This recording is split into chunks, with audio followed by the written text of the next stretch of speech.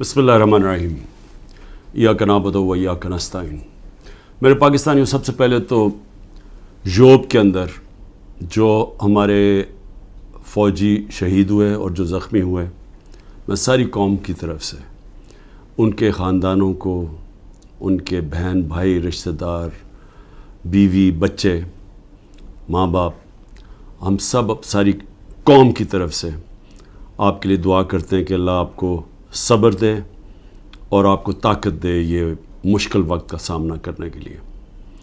और मैं ये भी मुझे जब मैं सुनता हूँ कि कुरम में भी कुछ इंतशार है और हमारे पख्तूनख्वा में ख़ास तौर पे पुलिस के अंदर काफ़ी इस साल काफ़ी शहादतें हुई हैं, तो मैं सिर्फ आज एक बात कहना चाहता हूँ कि मैंने जनरल बाजवा को जब अफ़गानिस्तान के अंदर पता था कि अमरीकी वहाँ से निकलने लगे हैं, तो मैं तब से उनको कह रहा था कि मुझे खौफ है पाकिस्तान की सिक्योरिटी का इशू, कि अगर वहाँ सिविल वॉर होगी अफ़गानिस्तान में तो उसका सारा फॉल आउट पाकिस्तान में आएगा। मैं अपनी कैबिनेट को बताता रहा, सारी मेरी कैबिनेट गवाह है कि मैं उन सब को कहता था कि जो 21 और 22 की सर्दियाँ वो हमारे लिए बहुत अहम, क्रिटिकल हैं, मुश्किल हैं, सबको मैं बताता था। और मैंने जब जनरल फैज़ की बात की और जनरल बाजवा को मैंने समझाया कि सिर्फ जनरल फैज़ को सर्दियों तक इसलिए रखना चाहता हूँ कि वो 5 साल से वो सिक्योरिटी चीफ़ हैं, इंटेलिजेंस के चीफ़ थे पाकिस्तान में, उनके राब्ते थे अफ़गानिस्तान के तालिबान से भी, दूसरी हुकूमत से भी, और उनका होना उस वक़्त बड़ा ज़रूरी था जब ये चेंज ओवर हो रहा हो। तो मैंने कभी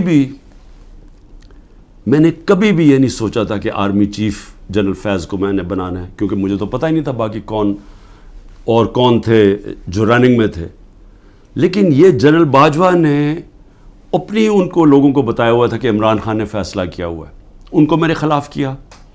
और जो असल इशू था कि जब ये चेंज ओवर हो रहा था अफ़गानिस्तान में, तो ये बड़ा इम्पॉर्टेंट था कि उस वक्त जो एक्सपीरियंस्ड सिक्योरिटी चीफ था वो डील करता, क्योंकि अगर हमने और मैं मेरी कैबिनेट गवाह है इसकी, मैं बार बार कहता गया कि अगर हमने ये सही तरह ट्रांजिशन हमने ना की तो पाकिस्तान को मसले मसाइल आएंगे।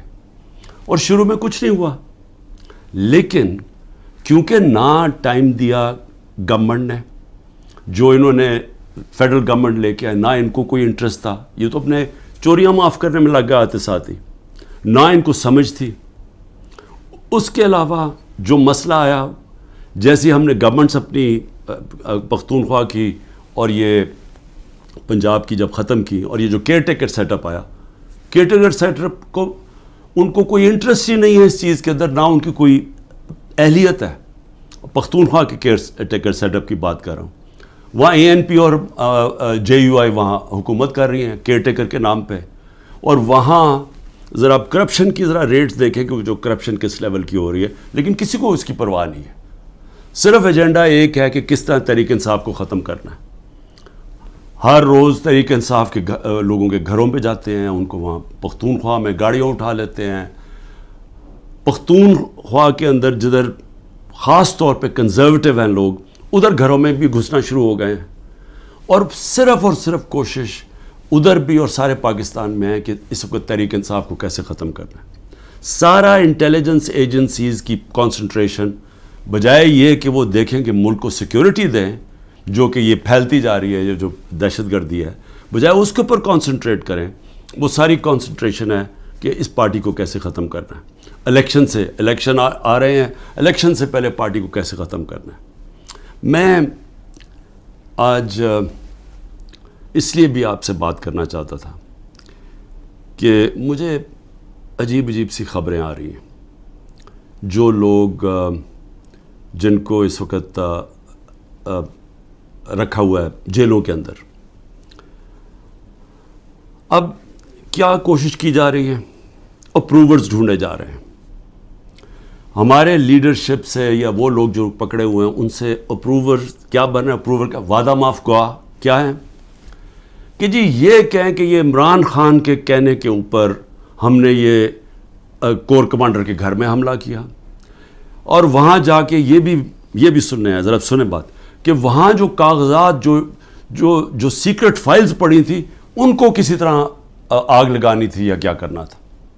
یہ عمران خان کہہ رہا ہے کہ فوجی انسٹالیشنز کے اوپر اٹیک کرو، اور ادھر پھر کوئی سیکرٹ فائلز، یہ بھی کہیں 164 کے بیان لکھوانے کی کوشش ہو رہی ہے ان لوگوں سے، میجسٹریٹ کے سامنے جا کے کہے کہ جی عمران خان نے مجھے بھیجا تھا وہاں، اور آگ بھی لگانے کو اور پھر وہ کوئی فائلیں بھی جلانے کو۔ اب میں جو یہ کرنے کی کوشش کر رہے ہیں، میرا آپ سے سوال ہے، پہلی چیز کہ کیا یہ پبلک مان جائے گی اس کو کہ عمران خان چاہے گا کہ فوجی نہتے شہریوں سے فوج کے اوپر اٹیک کروائے گا عمران خان؟ یا تو چلیں یہ کہنا بغاوت کا مطلب ہوتا ہے کہ بندوقوں سے اٹیک ہوتا ہے، سول وار میں دونوں طرف بندوقیں ہوتی ہیں، آپ سول وار کی بات کر رہے ہیں نا، بغاوت کیا اپنی فوج کے خلاف اگر عمران خان کرے گا تو وہ کوئی عورتیں جن کو پکڑا ہوا ہے، کیا وہ عورتیں جائیں گی وہاں، اور وہاں نوجوان جائیں گے جن کے پاس کوئی ہتھیار نہیں ہوں گے، وہ جا کے اٹیک کریں گے فوج کو؟ کوئی یہ عقل ہے؟ یہ کیا یہ لوگ مان لیں گے یہ؟ اور پھر بیان یہ دے رہے ہیں کہ کوئی کاغذات وہاں، کوئی میں نے ملک کی سیکرٹس کے اوپر کوئی کچھ کرنا تھا، یعنی میں نے کوئی ان کی سیکرٹ فائلز کوئی جلانی تھی یا کیا کرنی تھی۔ عمران خان کا جینا مرنا پاکستان میں، اس کی کوئی باہر نہ پراپرٹیز ہے، نہ پیسہ ہے، نہ بینک اکاؤنٹس ہیں۔ کیا وہ جس ملک کے اندر جینا مرنا چاہے گا، وہ چاہے گا کہ اس ملک کی فوج تباہ ہو جائے؟ اور جب کہ اس کو پتہ ہے کہ ساتھ والا جو ہمارا ہمسایہ ہے، اس کے اندر جو RSS کی آئیڈیالوجی ہے، جو ان کا نظریہ ہے، وہ پاکستان کو تسلیم ہی نہیں کرتے۔ وہ جو مسلمانوں پہ ظلم کر رہے ہیں وہاں ہندوستان میں، تو ان کی تو پوری آئیڈیالوجی ہے اس چیز پہ، وہ تو پیچھے دیکھتے ہیں کہ جب سے مسلمان آئے ہماری ہندوستان کی تباہی ہوئی ہے، وہ تو ہمیں سارا ذمہ دار، ہر بری چیز کا ذمہ دار وہ مسلمانوں کو اور پھر پاکستانیوں کو ٹھہراتے ہیں۔ تو کیا عمران خان جو ایک آزاد انسان ہے، وہ چاہے گا کہ اپنی فوج کمزور ہو جائے؟ اور فوج کمزور ہونے کا مطلب کہ ملک پھر ٹوٹ جائے، کیونکہ اتنا بڑا جو ہمارا ہمسایہ جو مضبوط ہوتا جا رہا ہے، تو ان کے تو آپ تھنک ٹینکس میں دیکھیں، ان کے تو تھنک ٹینک کہتے ہیں کہ پاکستان کو 3 حصے میں کر دو۔ سو پہلے تو یہ جو 164 کا بیان ہے، یہ اگر لکھوا بھی لیں گے لوگوں سے، کیا یہ قوم مان جائے گی؟ کیا 9 مئی کا قوم مان گئی ہے کہ یہ عمران خان نے ساری سازش کی تھی؟ یعنی اپنے اوپر یہ حملہ کروایا پہلے کمانڈو سے، اور اپنے آپ کو پھر اس نے جیل میں ڈلوایا، اور پھر وہ سارا پلان کے تحت اس نے فوج کے اوپر حملہ کروا دی۔ کیا یہ قوم مان گئی ہے؟ یہ جو سازش ہے، بغاوت ہے، یہ قوم مان گئی ہے کہ عمران خان بہت بڑا غدار ہے؟ اور اگر آپ نے چیک کرنا ہے تو اوپینین پولز دیکھ لیں، سرویز اٹھا کے دیکھ لیں، کوئی سروے اٹھا کے دیکھ لیں، دکانوں میں نکل جائیں، بازاروں میں پوچھیں کہ کیا یہ واقعی عمران خان نے بغاوت کی تھی؟ اور میں آپ کو اس لیے یہ کہہ رہا ہوں کہ دیکھیں، جو پبلک اوپینین ہے وہ اس طرح کنٹرول نہیں ہو سکتا۔ آپ پروپیگنڈا سے پبلک اوپینین کو نہیں کنٹرول کر سکتے کہ یہ اگر 164 کا بیان آ بھی جائے گا، عمران خان کو جیل میں بھی ڈال دیں گے، سزا بھی دلوا دیں اس کو، سالوں میں جیل میں رکھ لیں، کیا قوم مان جائے گی اس کو؟ کیا دنیا مان جائے گی؟ کیا جو بیرون ملک پاکستانی ہمارا سب سے بڑا اثاثہ بیٹھا ہوا ہے، 1 کروڑ پاکستانی باہر بیٹھا ہوا ہے، جن کی دولت سارے 25 کروڑ پاکستانیوں سے زیادہ ہے، اور وہی پھر سے میں کہتا ہوں، جب انشاءاللہ اس ملک کو ہم اٹھائیں گے ایک دن، تو وہ ان کی انویسٹمنٹ آئے گی جو بچائے گی شروع میں پاکستان کو، اور پھر دنیا سے انویسٹمنٹ آئے گی۔ تو میں ایک تو یہ کہنا چاہتا تھا کہ یہ اور کئی لوگوں کے اوپر تشدد کیا گیا ہے، بری طرح تشدد کیا گیا، اور صرف یہ بیان دلوانے کے لیے۔ اس کے علاوہ جو ہمارے سینئر لوگوں کو رکھا ہوا ہے جیلوں کے اندر ابھی تک، ان سے صرف وہ کہ جی بس بیٹھ کے کہہ دے کہ میں تحریک انصاف چھوڑ رہا ہوں۔ پھر ایک اور سازش چل رہی ہے، وہ کیا ہے؟ سازش یہ ہے جی کہ ہمارے اندر لوگ چھوڑے ہوئے ہیں، ہماری اپنی پارٹی کے ہی، اور وہ جو جن کو انہوں نے توڑ لیا، جن کو انہوں نے کہلوا دیا کہ جی اب تو عمران خان کے اوپر کانٹا ڈال گیا، اس نے تو آنا نہیں ہے، تو وہی لوگ جا کے ہمارے لوگوں کو، جو ہمارے ٹکٹ ہولڈرز ہیں پنجاب میں، یا جو ہمارے ایکس ایم پیز ہیں، ان کو جا کے کہہ رہے ہیں کہ جی اب عمران خان نے تو آنا نہیں ہے، اس کے اوپر تو فیصلہ ہو گیا کہ اس کے اوپر تو ہم نے کانٹا ڈال دیا، تو اس نے آنا نہیں ہے، پارٹی بھی ختم ہو جائے گی اب. تو اس لیے بہتر یہ ہے کہ آپ ایک اور کسی، یا یہ جو پی ڈی ایم کی پارٹیز میں چلے جائیں، یا جو بھی ہم نے نئی کوئی پارٹی بنائی اس کے ساتھ چلے جائیں. یہ ایک پروپیگنڈا چل رہا ہے ہمارے لوگوں کو. لیکن میں آج سوال پوچھتا ہوں کہ کیوں نہیں پارٹی ٹوٹ رہی؟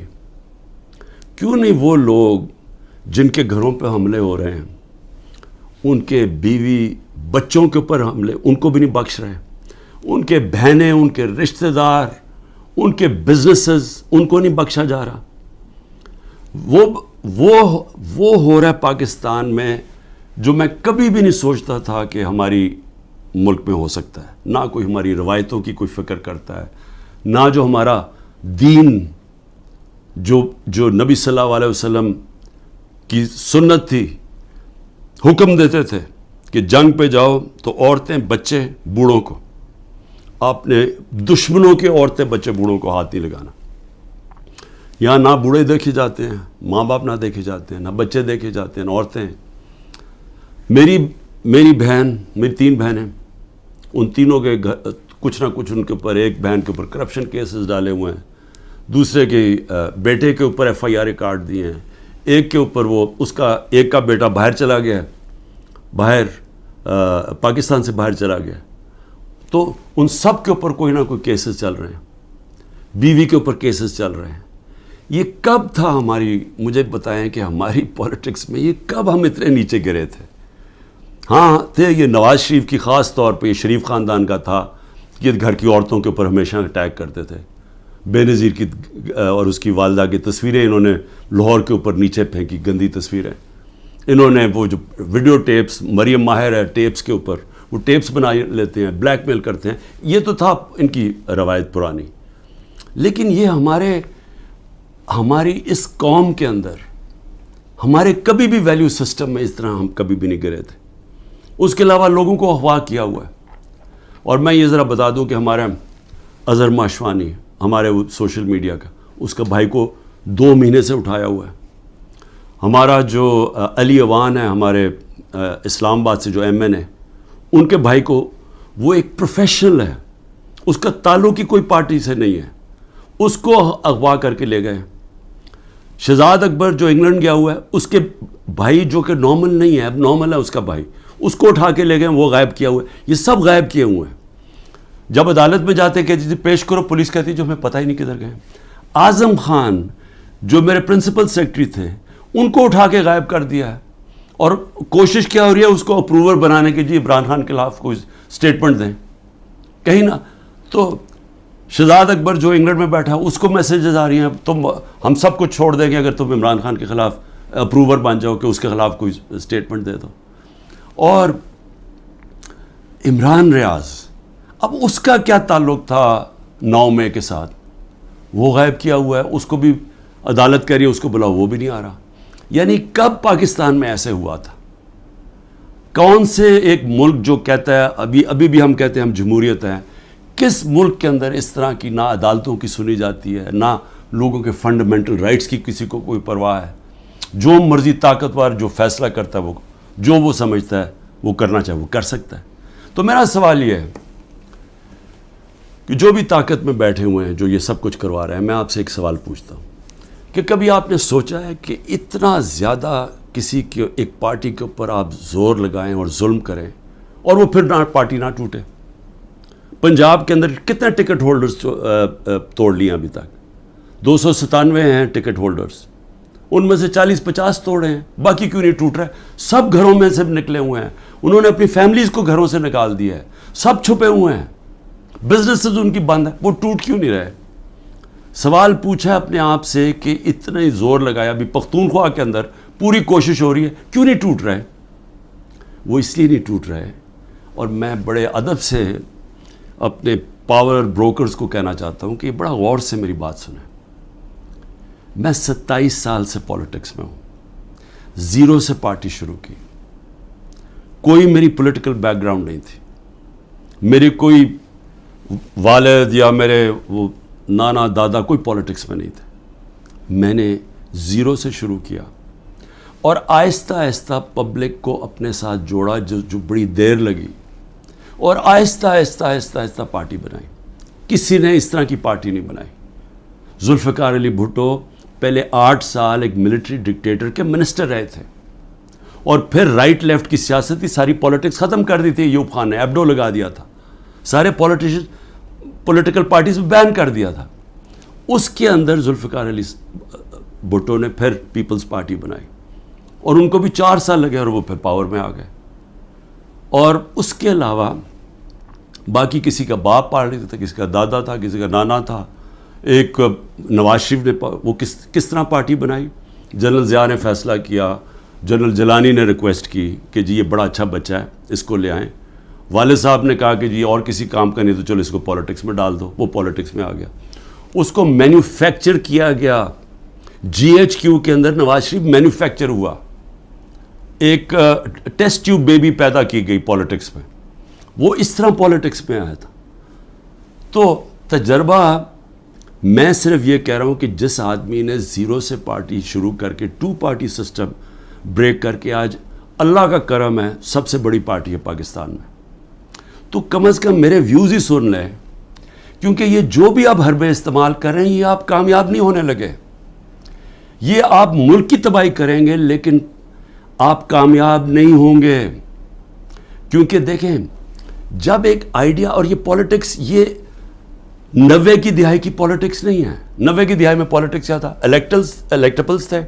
اسٹیبلشمنٹ انہیں ایک طرف ایک پارٹی کا ساتھ دیتی تھی، الیکٹیبلز تھوڑے ادھر چلے جاتے تو پارٹی جیت جاتی تھی. یہ تھی 90 کی دہائی کی پولیٹکس. اور پھر یہی آگے جب جنرل مشرف نے کیا پہلے 2/3 اکثریت والی نون لیگ، ان کو کوئی تشدد نہیں کیا گیا. ان کو کسی صوبے دار کا بھی ٹیلی فون آتا تھا نا تو وہ سیدھا کاف لیگ پہ چلے جاتے تھے. کوئی مشکل نہیں تھی، کوئی بزنسز نہیں بند ہوئی، کوئی جیلوں میں نہیں ڈالا. ساری کی ساری نون لیگ کاف لیگ پہ چلی گئی. اور اگر وہ جو باقی، میں پھر سے کہتا ہوں، جو بچے ہوئے تھے نون لیگ والے، اگر ان کے اوپر 5% بھی وہ تشدد کرتے جو ہمارے پہ ہو رہا ہے، انہوں نے بھی کاف لیگ پہ چلے جانا تھا. تو وہ پولیٹکس، وہ زمانہ چلا گیا ہے. یہ اب پولیٹکس ہے 1970 کی پولیٹکس. یہ آ گئی ہے نظریے کی پولیٹکس. 1970 کے بعد پاکستان میں نظریہ ختم کیا گیا تھا. جنرل ضیاء الحق نے نان پارٹی بیس الیکشن کروا کے نظریہ ختم کر دیا تھا. وہ جو 1970 کے اندر جو نظریاتی پولیٹکس تھی، اس نے سارے پرانے پولیٹیکل ہاؤسز کو اڑا دیا. ویسٹ پاکستان میں ذوالفقار علی بھٹو نے، اور ایسٹ پاکستان میں مجیب الرحمان نے. صرف نظریہ جیتا تھا. یہ آ گئی ہے نظریاتی پولیٹکس. یہ جو ہمارے لوگ ہیں وہ اتنی مشکلات کے بغیر کیوں نہیں چھوڑ رہے؟ کہ ان کو پتہ ہے کہ جب وہ چھوڑیں گے ان کی پولیٹکس ختم ہو جائے گی. ان کو پتہ ہے کہ ووٹر جو نیچے بیٹھا ہوا ہے، وہ ووٹر کہہ رہا ہے کہ اگر آپ نے تحریک انصاف کے ٹکٹ کے اوپر نہ لڑے ہم آپ کو ووٹ نہیں دیں گے. وہ لوگ کہہ رہے ہیں جن کے اپنے ووٹ بینکس ہیں، ان کا اپنا ووٹ بینک کہہ رہا ہے کہ آپ کو صرف ہم تب جتائیں گے جب آپ تحریک انصاف پہ کھڑے ہوں گے. تو قوم کے دل تو اللہ کے ہاتھ میں ہے. اللہ جب لوگوں کے دل بدل دیتا ہے تو انگریزی میں پھر فریز آ جاتا ہے کہ an idea whose time has come. No number of armies can destroy an idea whose time has come. جتنی مرضی فوجیں ہوں، وہ جب ایک نظریے کا وقت جو اللہ ڈالتا ہے دلوں میں، جب وہ آ جاتا ہے آپ کچھ نہیں کر سکتے. آپ جو بھی کریں گے وہ بیک فائر کرے گا.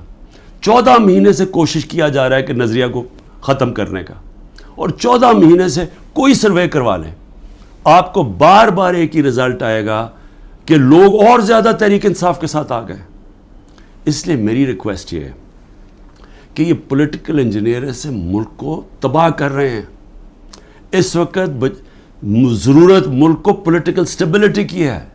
پولیٹیکل انجینئرنگ کے جی سارے بندر بانٹ کر دو، یہ چھوٹے چھوٹوں کو کسی کو یہ دے دو اور سیٹیں بانٹ دو پارٹیز کے بیچ میں تھوڑی تھوڑی، اور اپنے بھی لوگوں کو، اور پھر الیکشن کمیشن کے ساتھ دھاندلی کر کے جتا دو.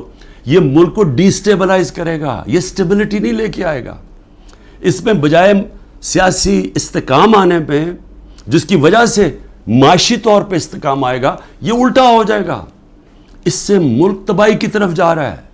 اور میں وہ پاکستانی ہوں، پھر سے میں ریپیٹ کرتا ہوں، میں نے یہ ملک کے چھوڑ کے نہیں جانا، میں نے اس ملک کے ساتھ یا اوپر جاؤں گا یا نیچے جاؤں گا. میں وہ پاکستانی آپ کو ایک ملک کی خاطر کہہ رہا ہوں کہ یہ راستہ نہ پکڑیں جس طرف ہم جا رہے ہیں، یہ ظلم نہ کریں. اس کا کوئی فائدہ نہیں ہونے لگا سوائے ملک کو نقصان ہونے لگا. اور یہ اگر خیال ہے اب تک آپ کا کہ میں اس پریشر میں آ جاؤں گا، یہ جو 180 کیسز ہیں 200 کر دیں کیسز، جیل میں ڈال دیں، ڈسکوالیفائی کر دیں، اس سے مجھے کوئی فرق نہیں پڑے گا، کیونکہ میں نے تو جو بھی ہوگا میں تو اپنے نظریے کے ساتھ کھڑا ہوں. لیکن یہ انجینئرنگ سے ملک کو وہ نقصان ہوگا جو ہماری معیشت کوئی بھی نہیں سنبھال سکے گا، اور وہ سب کے ہاتھ سے نکل جائے گی.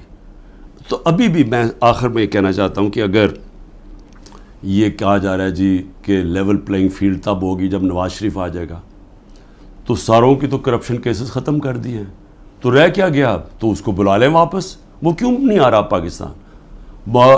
چوری کر کے جیل کی سزا، جیل کی 10 سال کی سزا ملی ہوئی ہے، وہ اپنی کہتا ہے جی میری طبیعت نہیں ٹھیک، میں نے مر جانا ہے اگر مجھے برطانیہ نہ بھیجا، اس کو باہر بھیج دیا. یہ پرائم منسٹر نے عدالت میں ایفیڈیوٹ دیا اور ابھی تک کوئی ایکشن نہیں لیا. اور وہ وہاں بیٹھا ہوا اور وہاں جا کے پالیٹکس کر رہا ہے اور آرام سے زندگی انجوائے کر رہا ہے، انتظار کر رہا ہے کہ جب تک عمران خان جیل میں نہیں جاتا، پی ٹی آئی ختم نہیں ہوتی، وہ آتا نہیں. میں کہتا ہوں اس کو واپس بلا لیں، کیونکہ معاف تو ساروں کو کر ہی دیا ہے، اب تو کوئی کرپشن ایشو ہی نہیں گیا. اور میں صرف یہ کہتا ہوں کہ صرف یہ میرا ایک چیلنج ہے کہ جس حلقے سے بھی وہ کھڑا ہوگا میں اس حلقے سے کھڑا ہوتا ہوں، اور میں کوئی کیمپین بھی نہیں کروں گا. یہ ڈر ہے نا کہ عمران کو جیل میں ڈال دو، میں کیمپین بھی نہیں کرتا. لیکن میں آج آپ کو پاکستان کی عوام کی فیلنگ بتا رہا ہوں کہ یہ ملک بدل چکا ہے. یہ ملک کبھی بھی اس طرح کے لوگوں کو اب ووٹ نہیں دے گا. قوم کو سوشل میڈیا نے بدل دیا ہے، بچے کے اندر شعور آ گیا ہے. وہ چلے گئے دن جب جس کے اوپر شفقت کا ہاتھ اسٹیبلشمنٹ آتا تھا وہ جیت جاتا تھا. یہ آپ کو پچھلی جولائی کے اندر جب پنجاب کے الیکشنز ہوئے پتہ چل جانا چاہیے تھا کہ لوگوں کی موڈ کدھر جا رہی ہے.